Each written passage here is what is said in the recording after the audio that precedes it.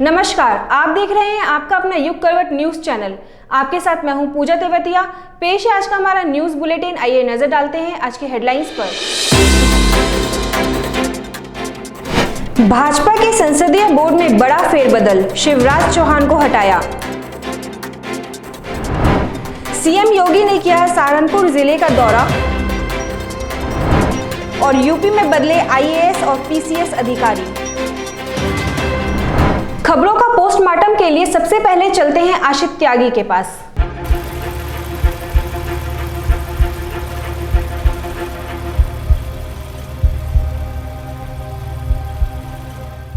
नमस्कार दोस्तों, युग करवट के इस खास कार्यक्रम खबरों का पोस्टमार्टम में आपका स्वागत है। मैं आशित त्यागी। सबसे पहले भाजपा के बहुत बड़े कदम पर चर्चा करते हैं। भारतीय जनता पार्टी ने आज संसदीय बोर्ड का गठन किया है। बहुत हैरानी वाली बात इसमें हुई है, केंद्रीय मंत्री नितिन गडकरी और मध्य प्रदेश के मुख्यमंत्री शिवराज सिंह चौहान को भारतीय जनता पार्टी ने अपने संसदीय बोर्ड से बाहर कर दिया है। बात समझ नहीं आती, लेकिन गंभीर बहुत है। इस बात के दूरगामी परिणाम निकलेंगे। भाजपा के नए संसदीय बोर्ड का जो गठन हुआ है, इसकी पूरी पार्टी में ऊपर तक चर्चा है। सामान्य कार्यकर्ता भी इस पर बात कर रहे हैं। नितिन गडकरी का संसदीय बोर्ड से बाहर होना लोगों के समझ में नहीं आ रहा है। भाजपा ने अपनी केंद्रीय चुनाव समिति का भी आज घोषणा की है। नई समिति बनी है। नितिन गडकरी को केंद्रीय चुनाव समिति में भी स्थान नहीं मिला है। हाँ, महाराष्ट्र के उप मुख्यमंत्री देवेंद्र फडणवीस को जरूर केंद्रीय चुनाव समिति में स्थान दिया गया है। वो शायद इसलिए क्योंकि वो डिप्टी सीएम बनने को तैयार नहीं थे, लेकिन केंद्रीय नेतृत्व के कहने पर उन्होंने सीएम से डिप्टी सीएम बनना स्वीकार किया और उसी का इनाम शायद उन्हें मिला है या उनके हुए नुकसान की भरपाई है। पार्टी ने देवेंद्र का कद बढ़ा दिया है। भाजपा की ही एक और घटना की बात करता हूँ। 2 वर्ष पहले तक भारतीय जनता पार्टी में शहनवाज हुसैन एक बड़ा नाम था। केंद्र की राजनीति करते थे, पार्टी की बात रखते थे, पार्टी की आवाज़ थे। 2020 के चुनाव में बिहार से चुनाव लड़ाया गया विधायक का। नीतीश कुमार के साथ भाजपा गठबंधन ने सरकार बनाई तो उनको उद्योग मंत्रालय दिया गया। अब नीतीश और भाजपा अलग हो गए हैं। शहनवाज हुसैन कहीं के नहीं रहे, केंद्रीय राजनीति से दूर हो गए हैं, बिहार के एक विधानसभा के विधायक रह गए हैं। उनको भी किसी चुनाव समिति या किसी बोर्ड, संसदीय बोर्ड में स्थान नहीं मिला है। सबसे ज़्यादा नुकसान में इस समय शहनवाज हुसैन है। यूपी में योगी आदित्यनाथ सरकार ने बड़े फेरबदल किए हैं प्रशासनिक स्तर पर। 4 आईपीएस बदल दिए गए, 6 पीसीएस बदल दिए गए। सबसे बड़ा बदलाव बुलंदशहर में हुआ है। यहाँ प्राधिकरण के उपाध्यक्ष को वेटिंग में डाल दिया गया है। एक सीनियर आईएएस हैं, उनको वेटिंग में डाल दिया गया है और वहाँ के जिलाधिकारी सीपी सिंह को प्राधिकरण का अतिरिक्त चार्ज मिला है। बात करता हूँ नोएडा के श्रीकांत त्यागी केस की। सभी जानते हैं, सबसे चर्चित मामला है। इसमें स्वाभिमान मोर्चे का गठन कर लिया गया है। 21 की महापंचायत जो है वो स्वाभिमान मोर्चे की देखरेख में होगी, उसके नेतृत्व में होगी। ये सब पब्लिक की नाराज़गी दूर करने के प्रयास तरीके हैं, शासन के तरीके हैं। सांसद महेश शर्मा और सांसद राजेंद्र अग्रवाल दोनों बैकफुट पर हैं। 2 दिन पहले उन्होंने, महेश शर्मा जी ने एक लेटर जारी किया था खुला पत्र जनता के नाम। उसमें उन्होंने श्रीकांत की पत्नी और बच्चों से संवेदना जताई थी, अपनी बात भी रखी थी, लेकिन उन्होंने राजेंद्र अग्रवाल का नाम भी लिया था। राजेंद्र अग्रवाल ने इस बात से इनकार कर दिया है कि उन्होंने महेश शर्मा को कोई फ़ोन नहीं किया। उन्होंने ये भी कहा कि पीड़ित महिला को जानते तक नहीं है। इस मामले पर राजनीति लंबी चल रही है। तमाम पक्ष आ रहे हैं, मीडिया अपना काम कर रहा है। 21 तारीख की महापंचायत पर सबकी नज़र है, खासकर भाजपा की। भाजपा टोटल डैमेज कंट्रोल की तैयारी में है। कुछ बड़े कदम उठा सकती है, कुछ नई जिम्मेदारियां लोगों को मिल सकती हैं, ऐसी सूचना मिल रही है। आप लोगों से अनुरोध है कि आप लोगों ने घरों पर तिरंगे लगाए थे, घर घर तिरंगा अभियान के तहत, आज़ादी के अमृत महोत्सव के तहत, उन तिरंगों को बड़े सहेज के नियमानुसार उतार कर रख लें। तिरंगे का अपमान ना हो, इसकी व्यवस्था सुनिश्चित करें।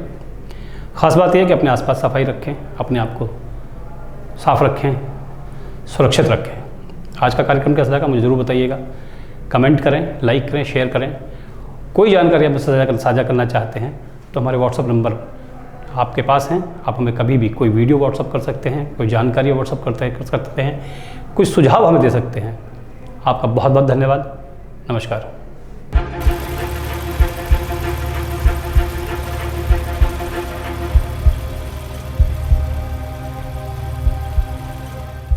भारतीय जनता पार्टी के संसदीय बोर्ड में बड़ा बदलाव किया गया है। केंद्रीय मंत्री नितिन गडकरी और मध्य प्रदेश के मुख्यमंत्री शिवराज चौहान को बोर्ड से हटा दिया गया है।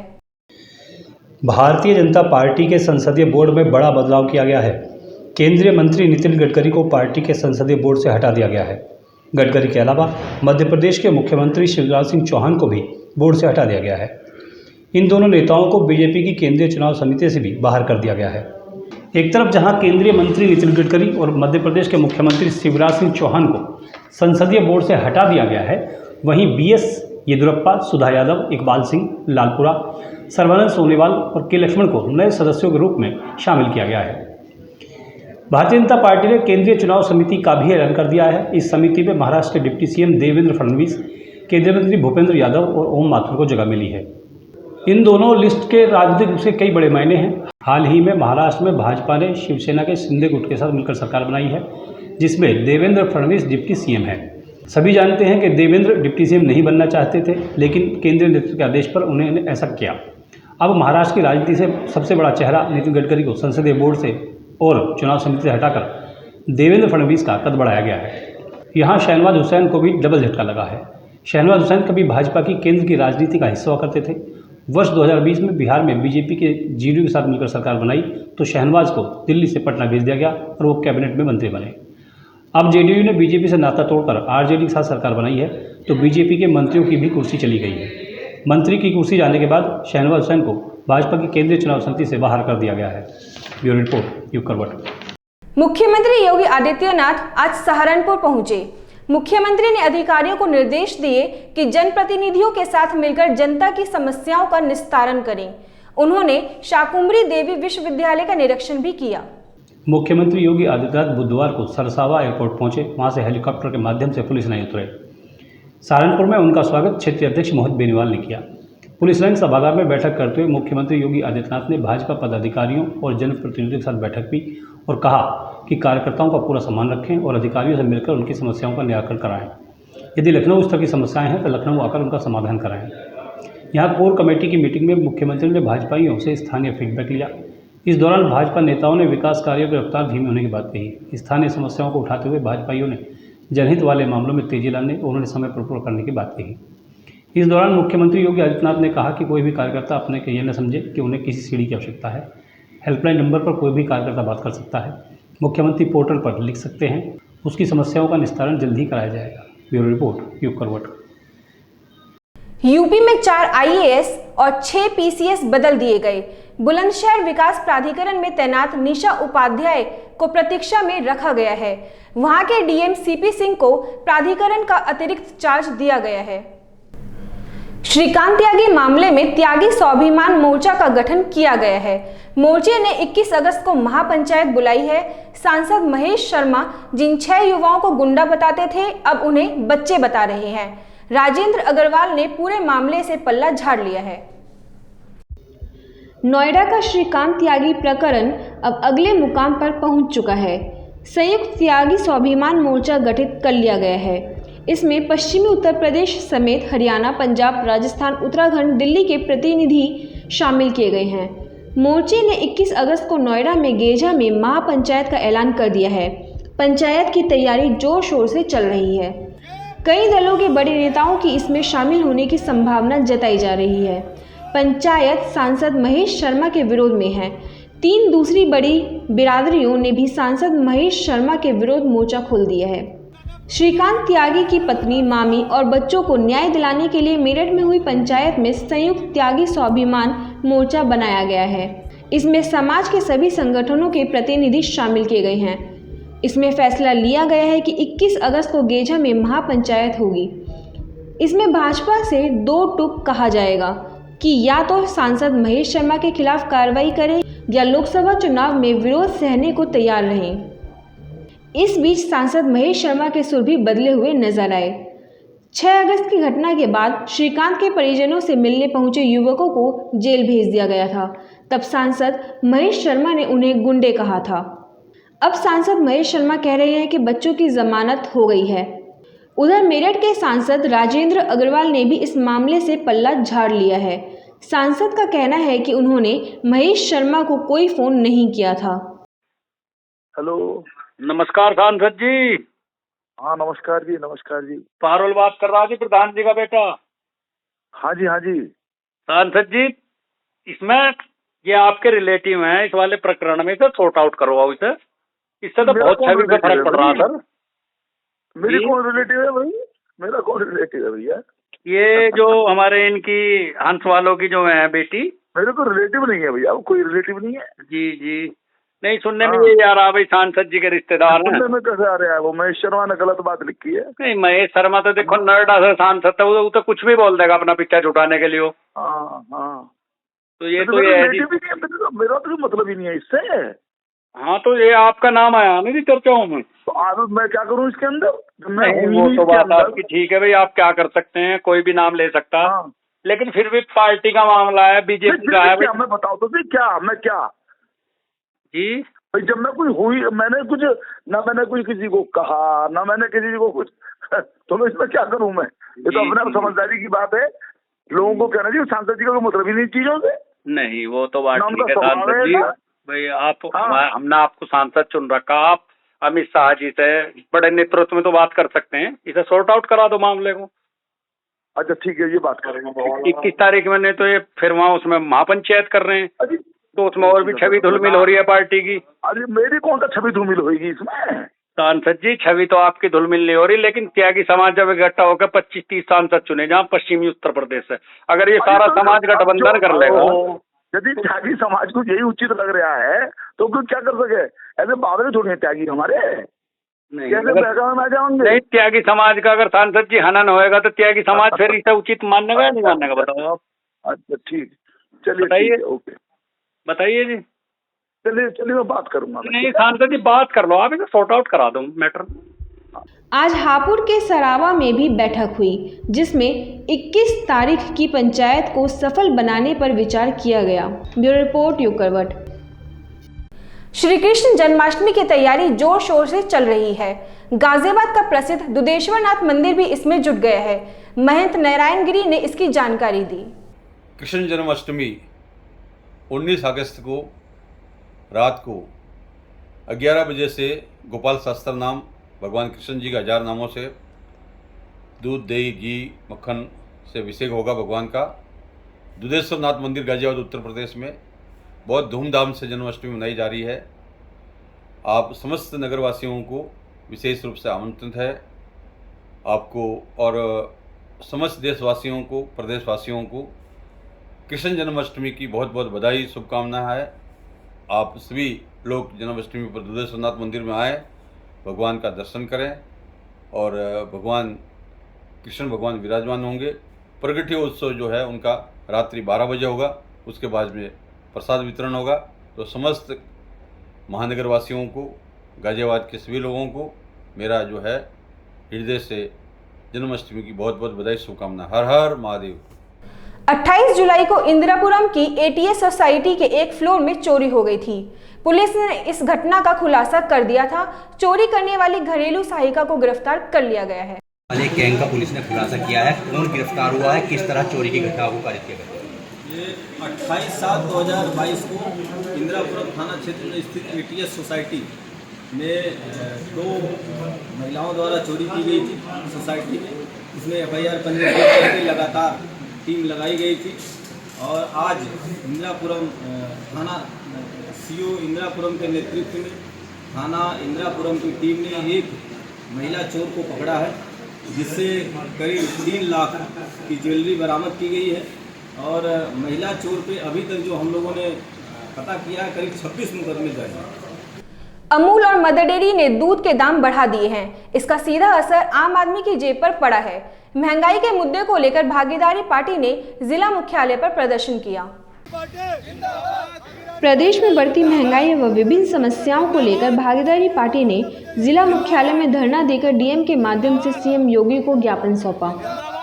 पार्टी ने ज्ञापन के माध्यम से अपनी 11 सूत्रियां मांगे रखी, जिसमें यूपी में बढ़ रही रसोई गैस, डीजल, पेट्रोल, सरसों का तेल, खाद्य पदार्थों के दामों को कम करना शामिल है। इसके अलावा LED, लैंप, ड्राइंग वस्तु पर लगे GST को निरस्त करने, बिजली के दामों को कम करना, किसानों को खाद, कीटनाशक, बीज सस्ते दामों पर उपलब्ध कराने, प्राथमिक स्तर पर तकनीकी शिक्षा लागू किए जाने, बिहार की तर्ज पर यूपी में पूर्ववत शराबबंदी लागू करने, पूर्वांचल राज्य अलग करने, महिलाओं को 50% अलग से आरक्षण लागू किए जाने की मांग रखी। उत्तर प्रदेश में निरंतर बढ़ रहे सीएनजी, पेट्रोल, गैस, ठीक है जी, और तेल, आटा, चावल जो भी हैं, अन्य सामग्री जो है उनके मूल्य कम किए जाएं, ठीक है जी। ब्यूरो रिपोर्ट युग करवट।